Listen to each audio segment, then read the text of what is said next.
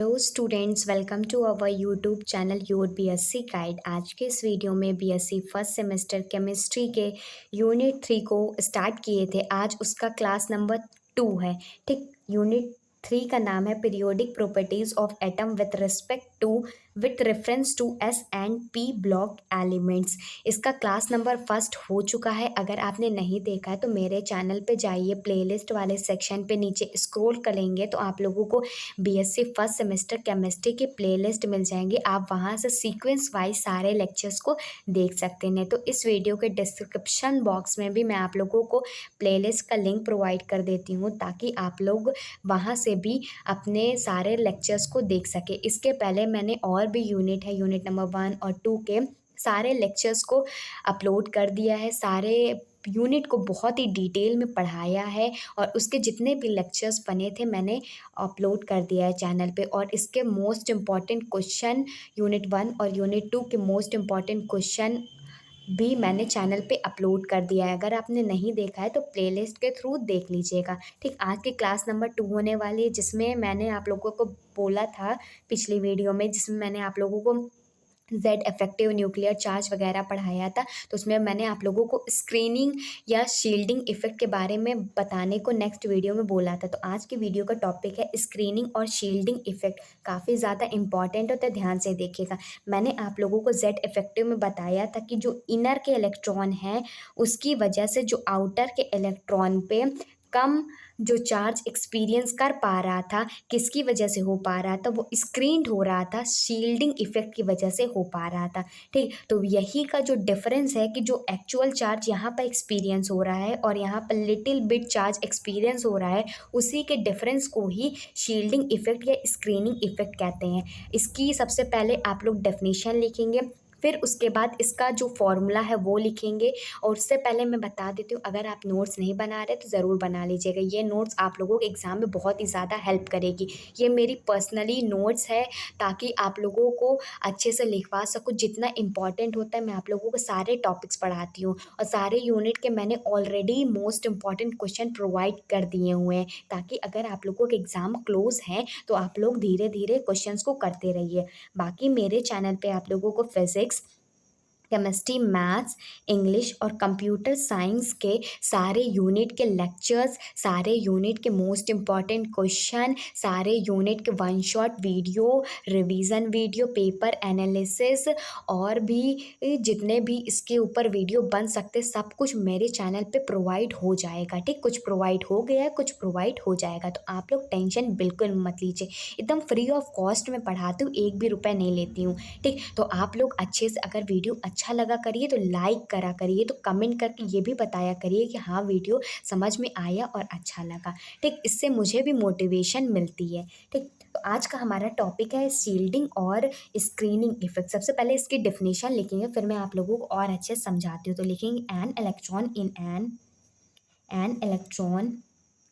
In an atomic orbital does not experience the full nuclear charge due to shielding effect of other electron in the atom. इसमें कह रहा है जो electron है atomic orbital, ये atomic orbital है, इसमें जो इलेक्ट्रॉन है यहाँ पर does not experience the full nuclear charge, वो पूरा का पूरा यहाँ पर न्यूक्लियर चार्ज है। तो ये जो इलेक्ट्रॉन होंगे वो कम न्यूक्लियर चार्ज को एक्सपीरियंस कर पा रहे होंगे। इसी को किसकी वजह से होता है, ये शील्डिंग इफेक्ट की वजह से होता है of other electron in the atom, जितने अदर इलेक्ट्रॉन है इस एटम में। तो इसकी जो मेन डेफिनेशन यहाँ से स्टार्ट होती है, the difference between the true nuclear charge and the actual experienced charge is called screening या शील्डिंग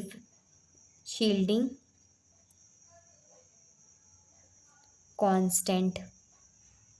इसमें कह रहा है जो डिफरेंस बिटवीन है जो एक्चुअल न्यूक्लियर चार्ज है, जो कि ट्रू न्यूक्लियर चार्ज को एक्चुअल न्यूक्लियर चार्ज भी लिख सकते हैं। ठीक, मतलब जो सही में यहाँ पर एक्सपीरियंस कर रहा है and the actual experience by the charge, मतलब यहाँ पर बहुत सारा चार्ज है लेकिन ये थोड़ा सा ही एक्सपीरियंस कर रहा है, तो यहाँ वाले चार्ज को मैंने क्या किया, ट्रू न्यूक्लियर चार्ज कहा कि, और यहाँ वाले चार्ज को जो एक्सपीरियंस कर रहा है एक्चुअल में कितना एक्सपीरियंस कर रहा है, इन दोनों का डिफरेंस ही हमारा शील्डिंग और स्क्रीनिंग कांस्टेंट कहलाता है। ठीक, और इसका स्क्रीनिंग कांस्टेंट का एक फॉर्मूला होता है, देखेंगे, screening constant is equal to nuclear charge, और वो हमारा ट्रू होना चाहिए, ठीक, माइनस न्यूक्लियर चार्ज जो एक्चुअल एक्सपीरियंस। ठीक, इन दोनों का डिफरेंस ही हमारा स्क्रीनिंग कांस्टेंट या स्क्रीनिंग इफेक्ट कहलाता है। और इसको हम लोग किसकी हेल्प से निकालते हैं, इसको हम लोग स्लैटर रूल की हेल्प से निकालते हैं। ठीक, वहाँ से जेड इफेक्टिव निकल के आएगा, और मैंने आप लोगों को जेड इफेक्टिव का फॉर्मूला बताया था, जेड माइनस सिग्मा होता है। तो अगर हमें सिग्मा की वैल्यू निकालनी होगी तो हमें जेड की वैल्यू पता होनी चाहिए और जेड इफेक्टिव की वैल्यू पता होना चाहिए। ठीक, और ये सारी वैल्यू कहाँ से पता चलेगी, और सिग्मा की वैल्यू कहाँ से पता चलेगी अगर हमें जेड इफेक्टिव निकालना हुआ, तो वो स्लैटर रूल से पता चलती है। तो इसमें नेक्स्ट पॉइंट लिखेंगे, पहले इतना आप लोग वीडियो को पॉज करिए और नोट डाउन करते हुए चलिए, ताकि आप लोगों को लास्ट में किसी भी तरह की कोई भी प्रॉब्लम ना हो। ठीक, नेक्स्ट पेज में लिखते हैं, screening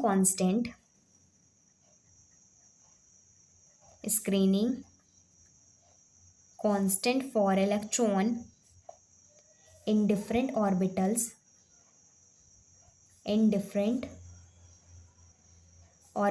may be evaluated from an empirical rule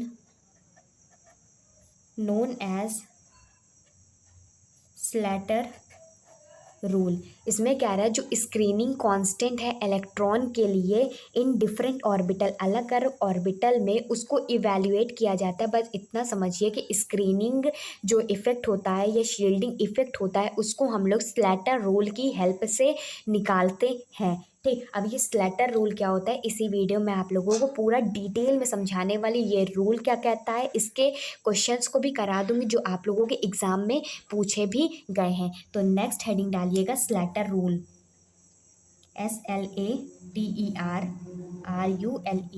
अब ये स्लैटर रूल होता क्या है, पहले इसके रूल को लिख लेंगे, फिर मैं आप लोगों को एक एक रूल एग्जाम्पल के थ्रू अच्छे से समझाऊंगी। तो इसमें लिखेंगे, if electron in question resides in S या P और सबशेल, इसमें कह रहा है इफ इलेक्ट्रॉन इन क्वेश्चन, अगर क्वेश्चन में जो इलेक्ट्रॉन है रिसाइड इन एस और पी ऑर्बिटल तक ही है, तब ये रूल काम करता है। डी और एफ के लिए होगा तो ये रूल कहीं तक फेल हो जाता है। ठीक, अभी मैं बताऊंगी कैसे ये काम करता है। और इसमें का पहला जो पॉइंट है कि इलेक्ट्रॉन, ये लिख लीजिएगा, electron present in shell higher the electron contribute 0। मान लेते हैं इसमें कह रहा है कि electron present in the shell higher the electron, अगर हमें जेड इफेक्टिव निकालने को बोला गया है और उसमें एटॉमिक नंबर 18 दिया गया है, अगर उसमें कह रहा है कि शेल हमारा 18 से बड़ा होता है, 18 तक जितना नंबर आ रहा है उतना लिख लेंगे हम लोग उसका कन्फिग्रेशन, अगर 18 से नंबर बड़ा आ रहा है तो उसके लिए हम लोग 0 लिखेंगे, पहला पॉइंट है। ठीक, अभी मैं आप लोगों को एग्जाम्पल कराऊंगी तो और अच्छे से समझा दूंगी। अब नेक्स्ट लिखेंगे, electron present in same shell contribute 0.35। अगर कह रहा है सेम शेल में होगा, अगर मतलब उसमें सेम वैल्यू होनी चाहिए। मान लो P है तो P के शेल में होना चाहिए, मतलब शेल सेम होना चाहिए, ये समझिए। शेल का मतलब होता है नंबर ऑफ शेल, 1 2 3 4। अगर 3 शेल है तो 3 शेल, अगर S का और P मतलब S और P का ब्लॉक अलग अलग होते हैं, लेकिन ये तीसरे शेल में ही आ रहे हैं। तो अगर सेम शेल आता है, मतलब 3 इसका भी शेल है, 3S है और 3P है, तो अगर सेम शेल होगा तो उसमें हम लोग 0.35 लिखेंगे। ठीक। फिर थर्ड है electron present in n-1 shell contribute 0.85। अब मान लेते हैं कि यहाँ पर नंबर ऑफ शेल n है हमारे पास। ठीक। अगर हम मान लेते हैं कि यहाँ पर सेम शेल की बात हो रही है तो n नंबर ऑफ शेल है। ठीक। और उससे अगर एक कम होता है, मतलब यहाँ पर सेकंड शेल की बात कर लेते हैं, 2S या 2P होता है, तो एक उससे कम ही तो हुआ ना, तो उसके लिए हम लोग 0.85 लिखेंगे। ठीक। इसका फोर्थ रूल कहता है,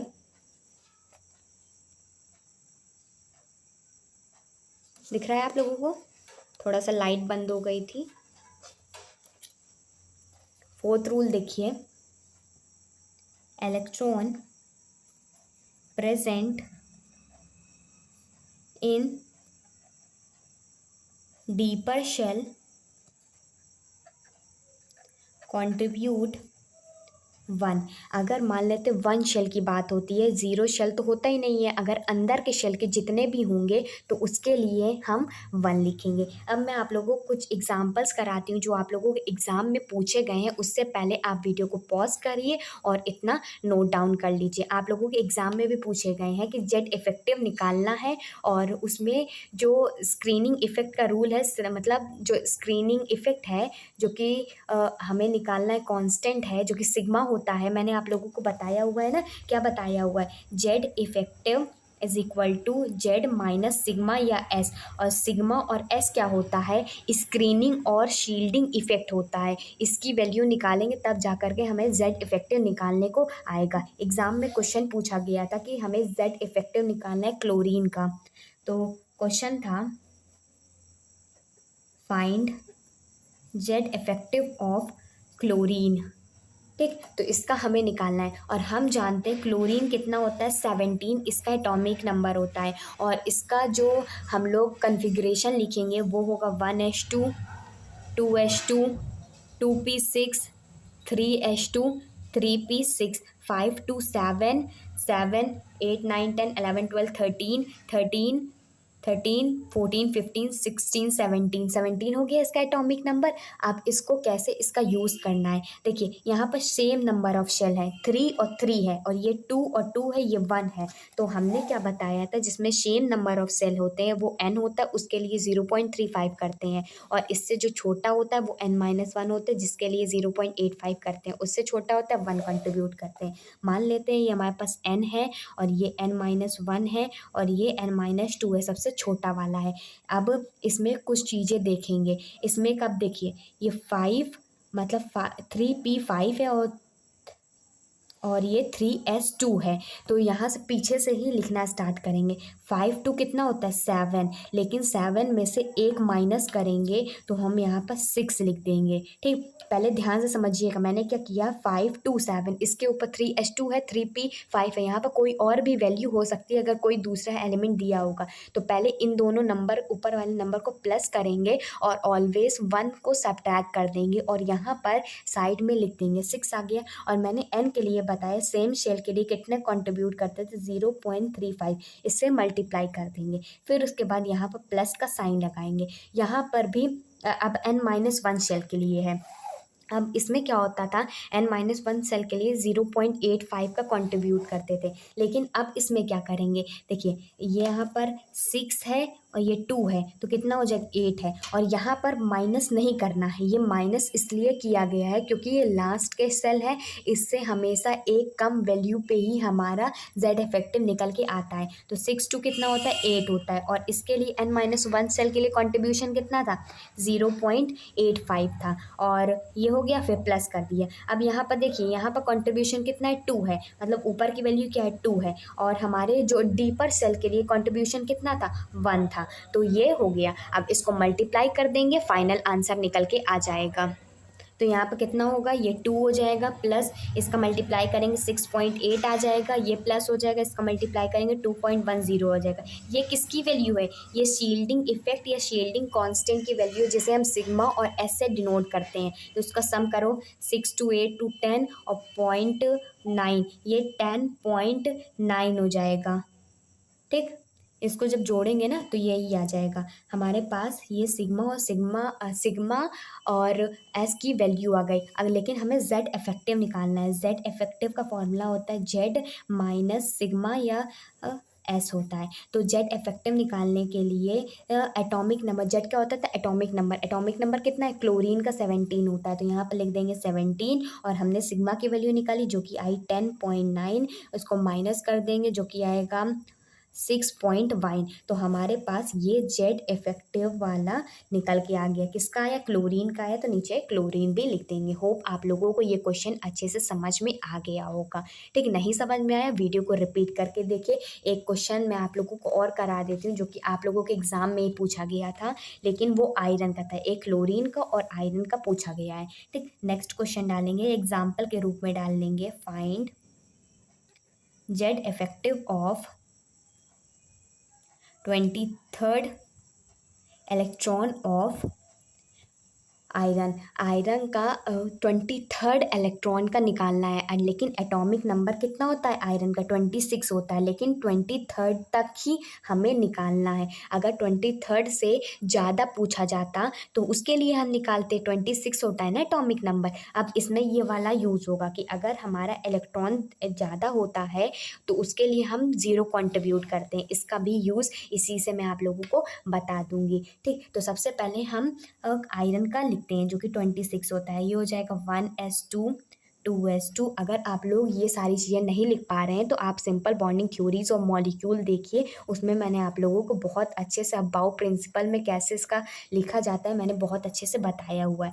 2p6 3s2 3p6 3d6 2 4 4 6 4 6 10 12 18 और 4s2 6, हाँ ठीक हो गया। 4s2 इतना आएगा। फिर उसके बाद अगर हम देखें इसमें सेम नंबर ऑफ सेल कितना है, ये 3 तक सेम नंबर ऑफ सेल है और ये 2 तक सेम नंबर ऑफ सेल है और ये 1s है और ये हमारे पास 4s2 बाद में आया। ठीक, तो हम इसमें करें 23 तक निकालना है। तो 23 तक 6 12 2 14 और 14 15 16 17 18 6 23, मतलब यहाँ तक आ गया। ठीक, तो हम यहाँ तक 4s के लिए हमारे पास नहीं निकालना है, 23rd तक ही निकालना है। तो यहाँ पर ऊपर कितने दिए गए 2,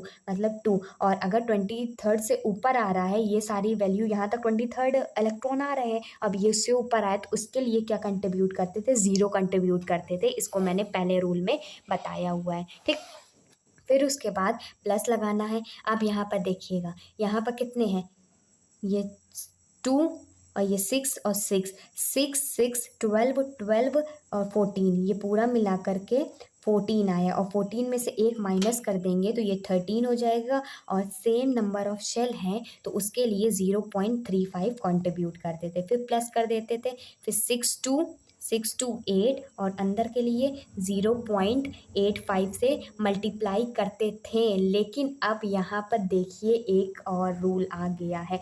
यहाँ पर देखिए मैंने आप लोगों को बताया था कि अगर n-1 शेल के लिए हो तो 0.85 करते हैं और उसके अंदर वाले जितने भी डीपर हैं उसके लिए 1 करते हैं। अब यहाँ पर देखिएगा मैं 0.85 से मल्टीप्लाई नहीं करूँगी, मैं जानती थी आप लोग भी यही गलती करेंगे, तो मैं आप लोगों को बता दूँ कि इसमें देखिए यहाँ पर कंट्रीब्यूशन में जो हो रहा है ये लास्ट के इलेक्ट्रॉन का कंट्रीब्यूशन नहीं हो रहा, क्योंकि 23rd तक ही निकालना था, तो उसके लिए 0 कंट्रीब्यूट कर दिए। फिर n नंबर ऑफ शेल के लिए हम कंट्रीब्यूशन करेंगे 0.35 का, इसको पूरा सम कर दिया 14 है, इसमें से एक माइनस का 0.35 आ गया। लेकिन अब इसके जो अंदर के इलेक्ट्रॉन बचे इसको इनर शेल के रूप में कहेंगे और इसको 0.85 से मल्टीप्लाई नहीं करेंगे। इसमें क्या करेंगे कि ये 2 इलेक्ट्रॉन है, इसमें 6 इलेक्ट्रॉन है, इसमें भी 2 इलेक्ट्रॉन है, 6 7 8 9 10, टोटल इलेक्ट्रॉन कितने हो गए 10। और इनर के लिए क्या करते थे 1 से मल्टीप्लाई करते थे। ये देखिए इनर के लिए डीपर के लिए हम लोग 1 कंट्रीब्यूट करते थे, तो यहाँ पर 0.85 ना लिख करके 1 से इसमें मल्टीप्लाई करेंगे, तो ये हो जाएगा 10 प्लस इसका पूरा मल्टीप्लिकेशन करेंगे तो ये 4.55 हो जाएगा, ये 0 आ जाएगा, तो सिग्मा की वैल्यू आ जाएगी 14.55। अब यहाँ से आप लोग जेड इफेक्टिव की वैल्यू निकाल करके बताएंगे, जो कि होता है जेड माइनस सिग्मा। ठीक, तो जेड इफेक्टिव हमारा क्या हो जाएगा, जेड कितना एटॉमिक नंबर कितनी बात हो रही है 26 की बात हो रही है, ये नहीं कि 23rd एटम लिखेंगे, गलत। यहाँ पर जेड की जो एटॉमिक नंबर है Fe का आयरन का वो है 26 और सिग्मा की वैल्यू है 14.55। अब इसका आंसर आप लोग कमेंट करके बताइएगा। ठीक, जो कमेंट करके बताएगा ना मैं उसका स्क्रीनशॉट लेकर के अपने कम्युनिटी टैब में भी मेंशन करूँगी, ताकि उन्हें ये बहुत सारे बच्चों को ये पता नहीं होता है कि मैं आप लोगों को जो आता है उसकी भी मैं सराहना करती हूँ, मतलब आप लोगों की भी तारीफ़ करती हूँ, आप लोग अच्छे से पढ़ें इसीलिए मैं आप लोगों की भी तारीफ़ करती हूँ। तो जो अच्छे बच्चे होंगे जो अच्छे से पढ़ रहे होंगे वो इसका आंसर ज़रूर कमेंट करके बताएंगे। बाकी इस वीडियो में आप लोगों को किसी तरह का डाउट होता है तो कमेंट करके पूछ लीजिएगा। अगर आप लोगों को स्लैटर रूल या इसके क्वेश्चन नहीं समझ में आए हैं तो आप वीडियो को रिपीट करके देख लीजिएगा, ताकि और अच्छे से आप लोगों को समझ में आ जाए। नेक्स्ट वीडियो में आप लोगों के लिए और भी इम्पॉर्टेंट टॉपिक लेकर के आऊँगी, जो कि एटॉमिक रेडियाई टॉपिक होगा नेक्स्ट वीडियो में, और वो काफ़ी ज़्यादा इम्पॉर्टेंट है। इसके 4 टाइप्स होते हैं और चारों टाइप्स आप लोगों को एग्ज़ाम में पूछे जाते हैं। ठीक, तो नेक्स्ट वीडियो बहुत ही ज़्यादा इम्पॉर्टेंट होने वाली है। ये वीडियो अच्छी लगती है तो लाइक कीजिएगा, कमेंट करके बताइएगा आप लोगों को कैसा लगता है लेक्चर, और नेक्स्ट वीडियो पाना चाहते हैं तो आप मेरे चैनल को सब्सक्राइब कर लीजिएगा और बेल आइकन होती है ना उसको ऑल पे सेलेक्ट कर लीजिएगा। मेरी हर वीडियो शाम को 6 बजे रात में 8 बजे आती है, तो आप लोग दोनों टाइम पे एक्टिव रहा करिए। अगर आप ऑल पे सेलेक्ट करेंगे ना तो आधे घंटा पहले ही आप लोगों को नोटिफिकेशन मिल जाएगा, और आप लोग नोटिफिकेशन से ही वीडियो देख लीजिएगा, ना तो मेरे चैनल पे आकर के देख लीजिएगा। ठीक, और कोई डाउट होता है तो कमेंट करके पूछिएगा। So goodbye and stay safe.